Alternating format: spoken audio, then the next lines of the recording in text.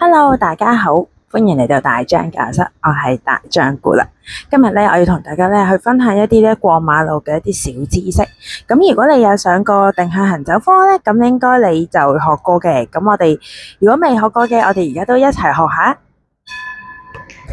好啦，咁我哋咧平時咧都會有過開馬路啦。喺香港嘅馬路通常都分雙程路同埋單程路。咁好多時候咧，如果一啲馬路過路位好闊啊，過馬路口咧，其實有啲時候我哋會聽唔清燈聲嘅，所以咧我哋要識得喺過馬路口度咧就尋找呢個交通燈嗰個喇叭。咁其實佢哋擺喺邊嘅咧，一般咧佢都會擺喺咧其實車嚟嘅方向嘅嗰一邊。例如而家我前面咧其實係一條雙程路啦，咁我哋行嘅時候咧，其實如果我哋靠近成個過馬路口嘅右手邊，我哋咧就比較容易聽到有喇叭嘅聲音啦。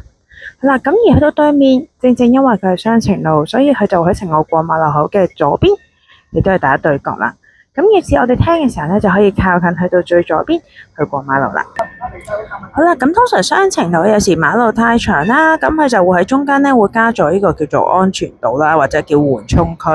咁平時呢啲咧，我哋叫做掂行掂過一氣呵成走嗰啲咧，咁我簡稱佢就叫做緩衝區啦。咁喺緩衝區位咧，其實比較標準正規咧，佢就會喺中間嘅位置咧都會加有警告磚嘅，咁以至咧當我哋行嘅時候，你都可以留意到啦。同埋咧喺緩衝區嘅左右個島上面咧，佢哋都會有呢個喇叭啦，咁亦都方便咧去容易啲聽到呢個交通燈嗰個聲音嘅。咁無論係右邊定左邊咧，通常都有㗎，係啦。咁呢個咧都係香港嘅過馬路一個咧喇叭安裝嘅時候一個特色啦，或者係一個嘅技巧啦，咁大家都可以留意下，可以留意下你哋身邊嘅過馬路口嘅交通燈喇叭係咪擺得啱啦。